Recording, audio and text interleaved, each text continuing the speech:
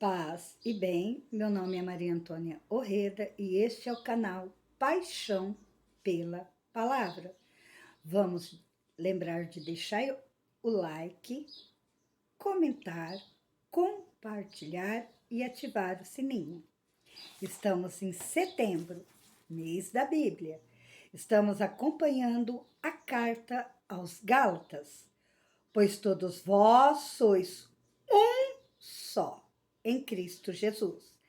Gálatas, capítulo 3, versículo 28b.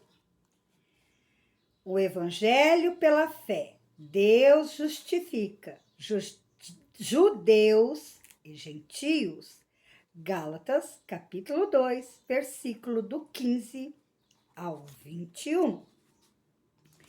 Nós somos judeus de nascimento e não pecadores vindos do paganismo. Sabendo, porém, que não se é justificado por observar a lei de Moisés, mas por crer em Jesus Cristo. Nós também abraçamos a fé em Jesus Cristo. Assim fomos justificados pela fé em Cristo e não pela prática da lei, porque pela prática da lei ninguém será justificado. Se, porém, buscando a nossa justificação em Cristo, ainda nos descobríssemos pecadores, não estaria Cristo a serviço do pecado? Isso é impossível.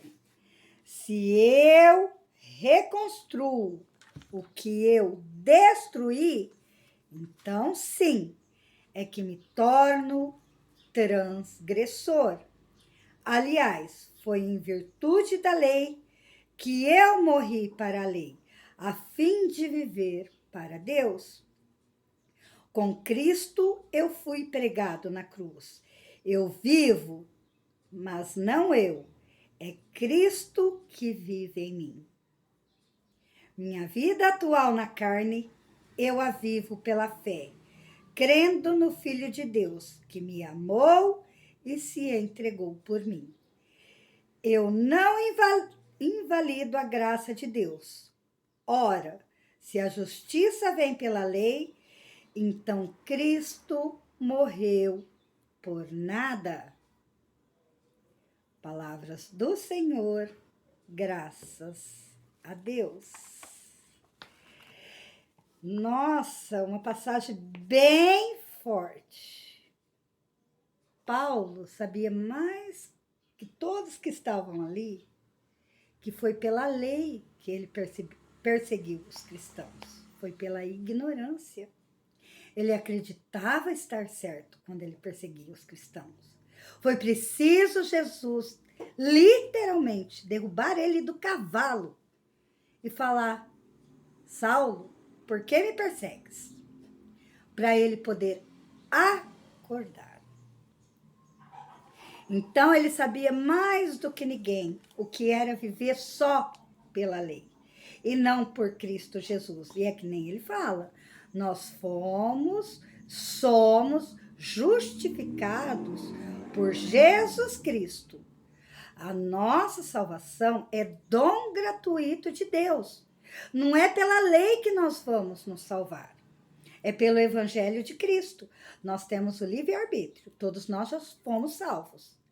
Mas, se vamos continuar no caminho da salvação e da conversão, depende de cada um de nós. A salvação foi dom gratuito de Deus. Somos justificados em Cristo Jesus. E quiséssemos nós fazer igual Paulo e falar: eu vivo, mas não eu. É Cristo que vive em mim. Minha vida atual na carne, eu vivo na fé, crendo no Filho de Deus, que me amou e se entregou por mim. Eu acho que esse versículo fala tudo de um cristão. A minha vida atual na carne é pela fé e na crença em Jesus Cristo, Filho de Deus. Esse texto tem dois momentos, um que ele fala no plural e outro no singular. Gálatas, capítulo 2, do 15 a 17, nós. O nós seria quem? Paulo referia-se a Pedro, aos antioquenos e aos gálatas. Parece que estavam de acordo na questão de que Deus justifica tanto os judeus como os gentios pela fé. Justificar é usado 4 vezes, significando que Deus quem age e não o homem. E nós temos que prestar bem atenção disso. Já a lei, nomos, surge por 3 vezes. Seria a Torá e a fé, pistes, 2 vezes. E crer, pisteu em, 1 vez. Os termos Cristo ou Cristo Jesus são citados 4 vezes. Essa semiperícope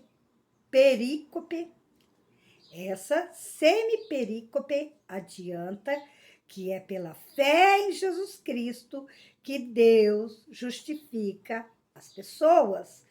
Para Deus, tanto faz ser circuncidado, não ser circuncidado, se não tiver a fé em Jesus Cristo. Ponto básico. É preciso olhar pelo lado jurídico para se entender a postura de Paulo diante da justificação pelas obras da lei. E vamos prestar atenção mais uma vez.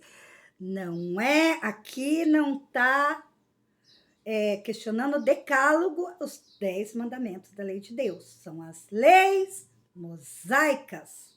Não vamos confundir o decálogo com as leis mosaicas.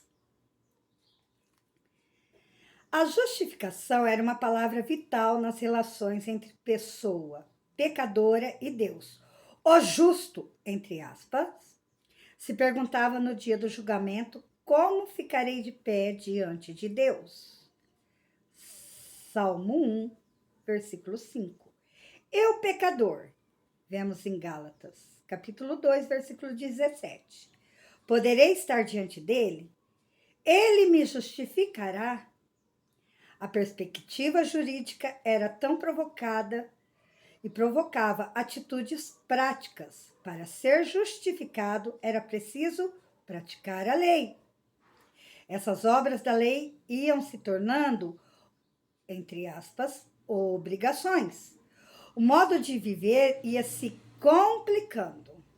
Por isso, os seguidores dessa mentalidade iam contabilizando, entre aspas, boas obras, para assegurar a justificação, ou seja, a salvação. Com isso, os que tinham medo, entre aspas, do juízo, criavam um clima do cumprimento de deveres. Nesse espírito, ao se armazenarem tantas e tantas obras, obrigações e deveres, Deus passava a ser o devedor do justo. Olha que absurdo. O justo, então, tinha créditos, era digno de méritos. Nessa mentalidade, até a caridade passava a ser uma obrigação. Paulo, no versículo 16, usou um entretanto. O ser humano não se justifica pelas obras da lei. Elas são incapazes de justificar a pessoa diante de Deus, porque todos somos pecadores. O que o apóstolo propõe, no versículo 16b, ele colocou uma conjunção adversativa, entre aspas, mas. e acrescentou, entre aspas, pela fé em Jesus Cristo. Na linha de Paulo, essa afirmativa é um compromisso. O fiel tem a necessidade de aderir à força da mensagem da cruz e fazer um encontro com ele, para a redenção de Jesus. Gratuitamente todos são justificados. Jesus foi e é o único e verdadeiro justo. Assim, todos têm a possibilidade de se tornarem justos.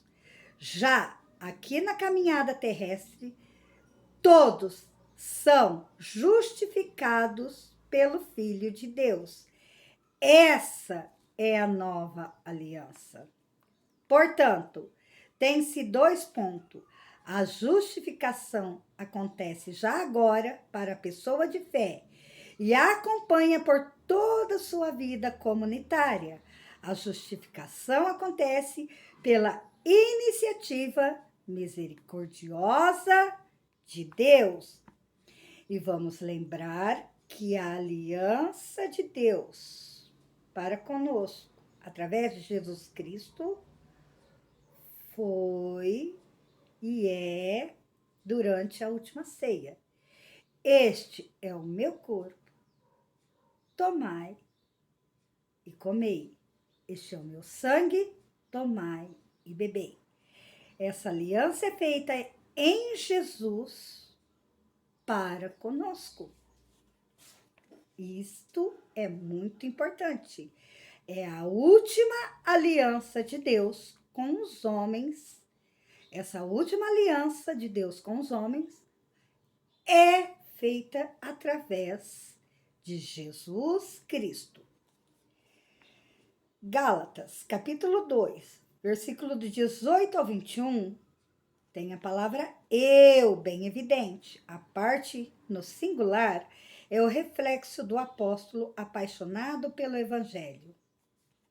Por isso a paixão pela palavra. Aqui a linguagem é bem mística. Paulo não é transgressor, porque ao deixar o legalismo farisaico, aderiu radicalmente a Jesus Cristo. O encontro com ele foi irreversível. No versículo 19, ele diz que foi em virtude da lei que eu morri para a lei, a fim de viver para Deus. No passado, ele havia, como fariseu, vivido a lei. Vivendo-a, ele percebeu, após a revelação, que deveria romper com ela totalmente, a fim de viver para Deus. Ele não teve dúvida. Com Cristo, eu fui pregado na cruz. Está sugerindo que os manipuladores do sistema assassinaram Jesus em defesa da lei. Eles o crucificaram. Jesus não foi crucificado por causa da lei? Foi, porque ele se dizia filho de Deus, né? E o que eles fizeram? Por essa declaração dele. E na lei, ninguém podia se intitular filho de Deus. Eles levaram ele à condenação e morte de cruz. A lei o matou. Na ótica de Paulo, ao aderir ao evangelho que leva a cruz, foi igualmente pregado nela. Aqui, certamente, ele está se referindo à essência do batismo. É interessante lembrar que o texto central da epístola é o hino batismal, que é comprometedor. O batismo é um morrer com Jesus.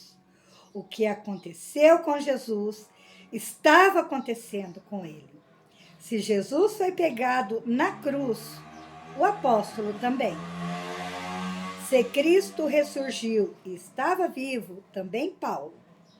Com isso, entende-se, o que significa a afirmativa de que ele havia morrido para a lei, porque a morte e a ressurreição de Jesus nele se realizavam. Na introdução deste comentário, falando sobre Paulo e o contexto dos judaizantes, foi dito que Paulo não estava fazendo apologia contra o Decálogo. Isso eu já deixei bem claro para vocês. Contra o Decálogo da Aliança ou contra o Código da Santidade ou contra o Código de Deuteronômio. Não era isso. O problema de Paulo era de tensão com os cristãos judaizantes. O que eles queriam? Que os gentios se circuncidassem e que a lei do puro e do impuro se efetivasse dentro das comunidades cristãs. Ou seja, que a experiência de Antioquia não acontecesse mais. Porque Pedro e Barnabé, os circuncisos, judeu-cristãos, ficaram com medo e se retraíram após a chegada dos vindos da parte de Tiago. O apóstolo não suportou a hipocrisia daqueles que colocaram a lei do puro impuro acima da comunhão dos cristãos de Antioquia. Entendendo essas duas questões que impediam a transformação dos cristãos pelo batismo, entender-se-á a linguagem dura de Paulo contra a lei.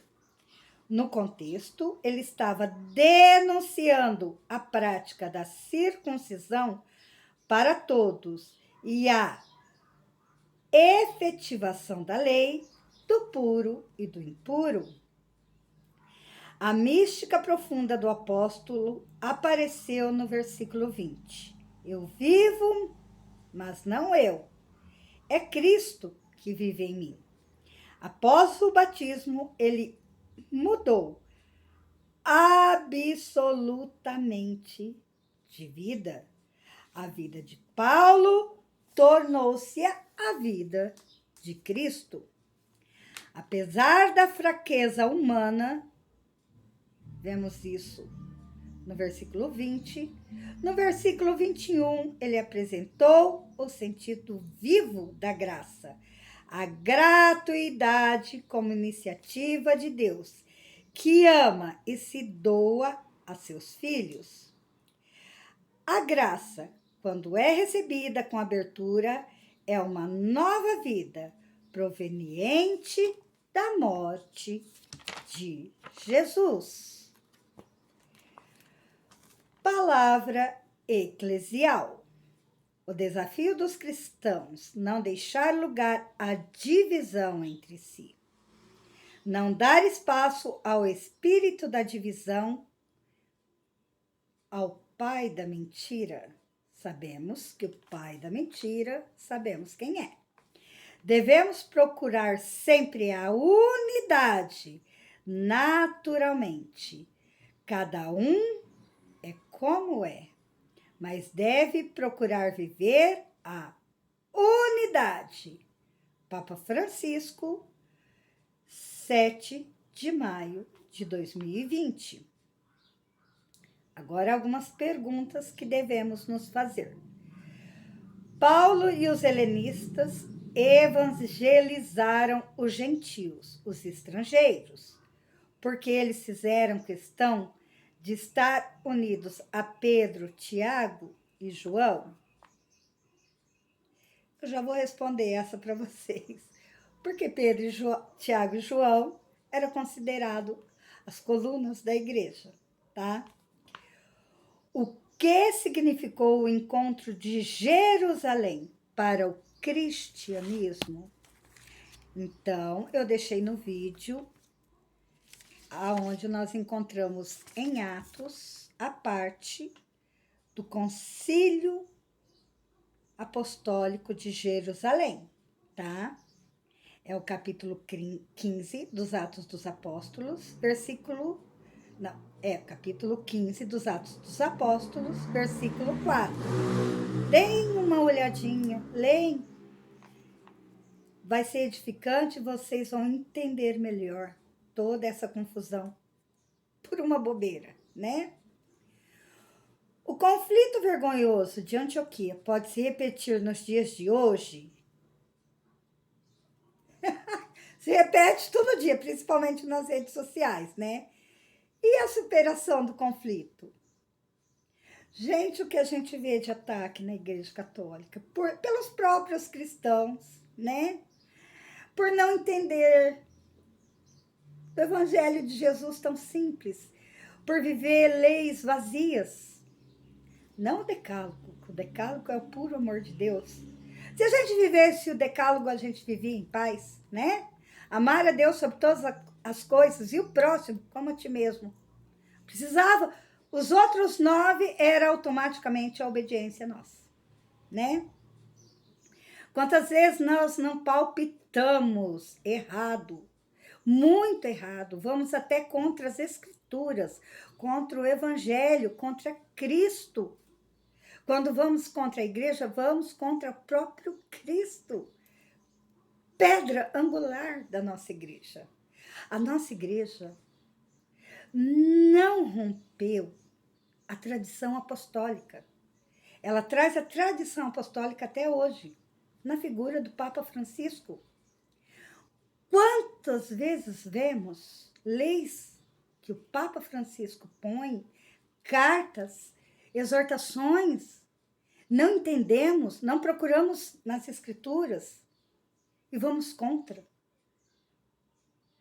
Está na hora da gente entender melhor as Escrituras, os Evangelhos, na nossa vida de cristão e na vida da igreja.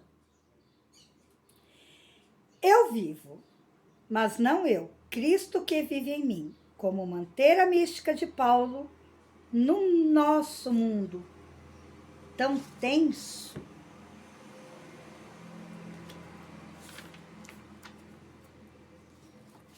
É as Escrituras, é o Evangelho. Amar a Deus sobre todas as coisas e o próximo como a ti mesmo. O bem do meu próximo é o meu bem. E com isso, nós terminamos a primeira parte.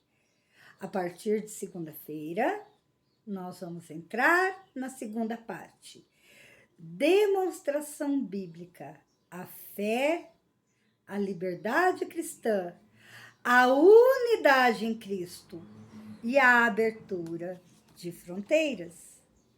Até o próximo vídeo.